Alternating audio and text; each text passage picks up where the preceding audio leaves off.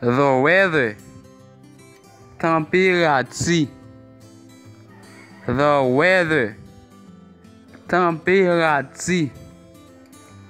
How is the weather? Qui jan tan ye? How is the weather? Qui jan tan ye? It is nice. Li fait bon. It is nice. Li fait bon. It is cool. Li fait frais. It is cool. Li fait frais. It is snowing. La fait neige. It is snowing. La fait neige. It is hot. Li fait chaud. It is hot. Li fait chaud. It is raining. La fait la pluie. It is raining. La fait la pluie. The weather is cloudy. Temps masqué. The weather is cloudy. Temps masqué. The weather is calm. Temps calme. The weather is calm. Temps calme. The sky is blue. Ciel la bleu. The sky is blue. Ciel la bleu. The weather is bad. Temps mauvais. The weather is bad. Temps mauvais. The weather is nice. Temps belle. The weather is nice. Temps belle. Before. Avant. Before. Avant. I come before you. Moi vini avant ou. I come before you. Moi vini avant ou. After. Après. After. Après. I will tell you after. Ma va di ou après. I will tell you after. Ma va di ou après. Past. Passé. Past. Passé. That is a past thing. Ça c'est yon bagay passé. That is a past thing. Ça c'est yon bagay passé. Present. Présent. Present. Présent. I'm talking to you about the present tense. Ma parlé avec ou des temps présents. I'm talking to you about the present tense. Ma parlé avec ou des temps présents. Early. Bonnet. Early. Bonnet. I wake up earlier than you. Mwen leve pi bonnet que ou. I wake up earlier than you. Mwen leve pi bonnet que ou. Late. ta. Late, ta. You often come late.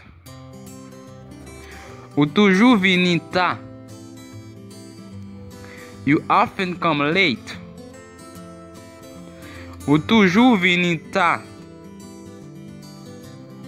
Earlier, pi bonè. Earlier, pi bonè. I would like she prepare the food earlier today. Mwen ta remen li prepare manje a pi bonè jodi a. I would like she prepare the food earlier today. Mwen ta remen li prepare manje a pi bonè jodi a. Were you there yesterday? Eske ou te la ye? Were you there yesterday? Eske ou te la ye? Yes, I was there yesterday. Oui, mwen te la ye. Yes, I was there yesterday. Oui, mwen te la ye. He was there last week. Li te la semaine passée. He was there last week. Li te la semaine passée. I will be there later. Map la pita. I will be there later. Map la pita. You will be home this afternoon. Wap la kayu après-midi a. You will be home this afternoon. Wap la kayu après-midi a. Will he be home tomorrow? Eske la la kay li deme? Will he be home tomorrow? Eske la la kay li deme? Yes, he will be home tomorrow. Oui, la la kay li deme. Yes, he will be home tomorrow. Oui, la la kay li deme. He will be home tonight.